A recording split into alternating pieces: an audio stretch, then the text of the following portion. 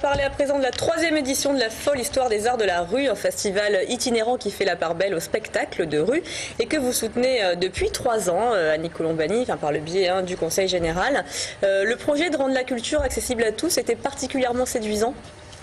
Oui, ça fait partie un petit peu des objectifs de politique culturelle d'un département, enfin en tout cas de celui des Bouches-du-Rhône, comme sans doute de beaucoup d'autres, puisque la politique culturelle est une politique facultative et donc quand on la fait, on doit aussi la légitimer vis-à-vis de nos administrés. Et c'est vrai que rendre la culture accessible à tous et valoriser en même temps les artistes du territoire qui sont fort nombreux dans les arts de la rue, c'était un peu le double objectif de cette politique qu'on mène en faveur des arts de la rue. Et le point original, c'est que ce soit itinérant, parce que là, par exemple, le spectacle qu'on peut découvrir jusqu'au 17 juin avec le clown Léandre, qui est un célèbre clown espagnol, il se produit dans 5 communes du département. Donc là, c'est vraiment les artistes qui viennent à nous. Tout à fait, c'est-à-dire que c'est un peu ça aussi. Un département, c'est toujours un peu difficile à gérer en termes de territoire et de retour un peu d'image, mais aussi de politique. Donc effectivement, l'idée de cette histoire des arts de la rue et de cette folle histoire des arts de la rue, c'est d'aller effectivement dans les villages des Bouches-du-Rhône. On avait fait les 13 lunes il y a déjà une dizaine d'années. C'était le même principe. On était dans 13 villes des Bouches-du-Rhône. Toutes les nuits de pleine lune et les jours de pleine lune, quel que soit le jour. Oui, c'est vrai. Et là, sur la folle histoire, c'est un peu le même principe. On est parti en 2008, puisque c'est biennal, en fait, c'est l'idée d'une biennale désormais. On est parti en 2008 des compagnies vraiment du département, puis on a élargi en 2010 à des compagnies nationales, enfin disons françaises, mais de l'ensemble du territoire. Et puis 2013 oblige, là on commence à ouvrir au territoire européen cette année en 2012. D'où Léandre. D'où Léandre. Présentez-le nous, Léandre, pour ceux qui ne connaîtraient pas. Alors Léandre, c'est un clown effectivement très connu des gens qui suivent un peu les arts de la rue au niveau européen. C'est un clown sans nez rouge mais avec un joli chapeau bleu. Et c'est quelqu'un dont la maison est la rue et qui nous invite à rentrer par une porte dans son univers de clown, poète, de clown mime, et à nous dire que c'est là qu'il habite et que c'est là qu'il a envie de jouer avec le public. Et il a invité des amis. Il a invité des amis, donc il a invité une danseuse contemporaine, mais que ça n'effraie personne. C'est en fait une danseuse qui nous ouvre elle aussi les portes de la danse contemporaine. C'est quelqu'un qui joue sur un mode surprenant, ludique, avec un seul objet qui se transforme de pont en bateau, donc un univers à la fois surprenant et poétique, et très facile d'accès. Et puis il a aussi invité 2 autres comparses qui sont des clowns. Alors eux, clowns plus traditionnels qui jouent un peu avec leur côté démodé. Le clown traditionnel dans notre mode en crise, il a plus tout à fait sa place. Donc il joue un petit peu sur ce décalage de la nostalgie du clown traditionnel qui s'adapte un peu à un monde nouveau et à la rue lui aussi, parce que les chapiteaux, il y en a de moins en moins quand même. Donc voilà, on est invité à aller suivre ces 3 univers complices. Alors justement, comme ça a déjà démarré, que c'est jusqu'au 17 juin, quelle date et quelle commune? Alors il nous reste samedi au Puy Sainte-Réparade. Donc les 3 spectacles sont programmés. Alors au Puy, que je dise pas de bêtises, c'est plutôt à partir de 18h.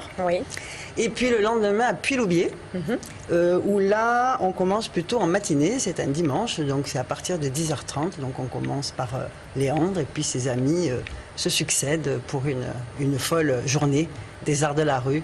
Le cadre est magnifique en plus. Et ça n'a pas une vocation à avoir 2 temps forts, les arts de la rue. Il y a une deuxième temps fort qui est prévu, non? Oui, j'allais y venir en fait. Le florilège est à Marseille. C'est ça. Et on réserve le meilleur à Marseille, c'est ce que vous allez dire. Donc il y a encore une session de rattrapage pour ceux qui rateraient Puy-Loubier ou le Puy Sainte-Réparade. Encore qu'on peut faire les deux puisque ce n'est pas la même programmation. Donc à Marseille, c'est le 23 juin, donc un samedi soir. Là, il s'agit, alors en revanche, on était plutôt sur des formats un peu intimes, des personnes seules ou des duos qui jouent avec le public. Grosse production. Là, c'est une grosse production, c'est un grand format, on peut accueillir jusqu'à 2000, 3000 personnes, donc venez nombreux, n'hésitez pas. Et là, on est sur un spectacle qui s'appelle La Cerise Noire, qui est la compagnie française de comptage. Et là, on est sur un truc assez fou. Le metteur en scène de cette compagnie, il était horloger à l'origine, donc il a le sens de la mécanique et de la belle mécanique. Et on est invité à assister à un vrai faux tournage.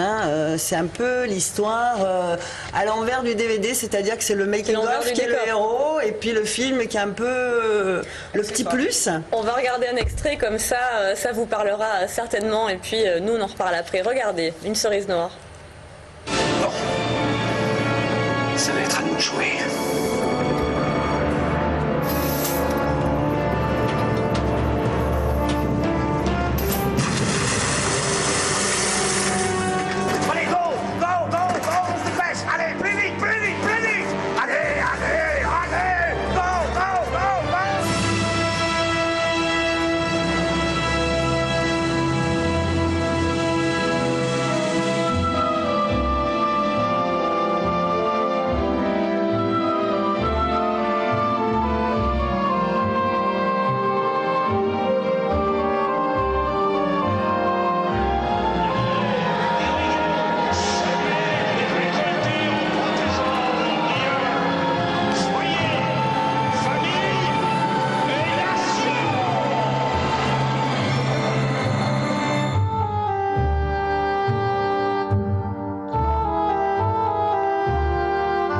réalisateur, c'est Selma. Tu as parlé à Marc.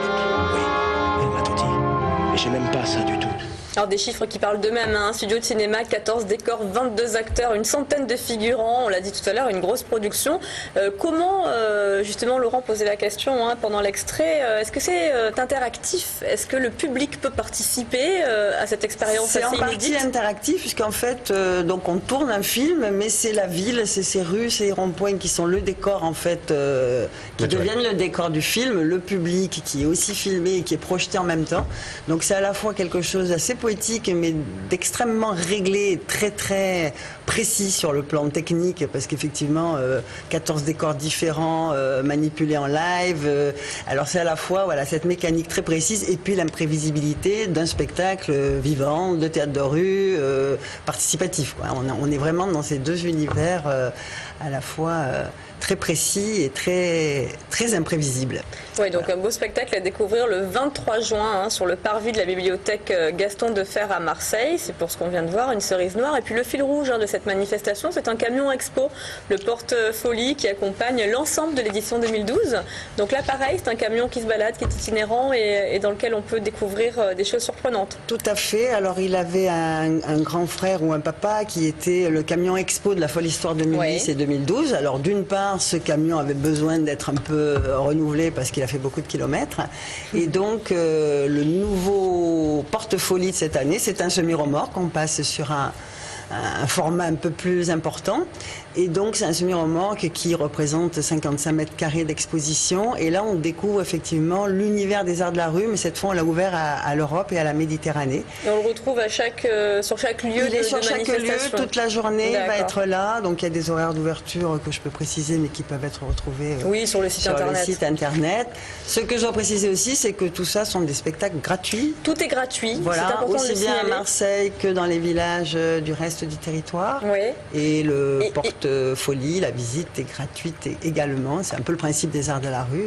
Voilà. Pour terminer, vous parliez tout à l'heure de 2013. En fait, cette édition 2012 fait un petit peu écho justement à ce que sera la Folle Histoire des Arts de la rue en 2013. À quoi doit-on s'attendre ? Alors si vous voulez, c'est vrai que sous forme de biennale, normalement on était 2012 et pas 2013. Il nous a paru quand même dommage de ne pas avoir une édition 2013, d'autant que Marseille-Provence 2013 était tout à fait intéressé par le projet compte tenu de son caractère territorial, puisqu'ils ont choisi quand même un territoire qui ressemble fortement à celui des Bouches-du-Rhône.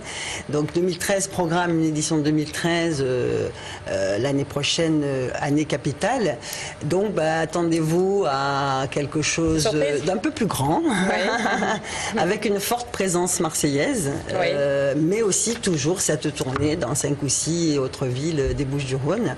Et bien sûr, la présence là de compagnies qui ont participé aux éditions précédentes, notamment des régionales. On va essayer d'avoir quelques grandes compagnies régionales dont les projets de création correspondent à 2013 et que donc on accompagne en même temps, enfin Carwan, c'est pas nous, mais Carwan, le porteur de projet, accompagne dans ses créations 2013. Et en même temps, une présence sur le territoire et de compagnies, une association de talents. Qu'est-ce qu'il y a d'autre, anglaise, etc., etc. Et une surprise tunisienne aussi. Vous reviendrez nous en parler. Merci beaucoup à Nicolas Bani. Je rappelle que Léandre et ses proches à découvrir jusqu'au 17 juin dans plusieurs communes du département. Et une cerise noire, donc le 23 juin, sur le parvis des archives départementales Gaston Defferre. Merci beaucoup.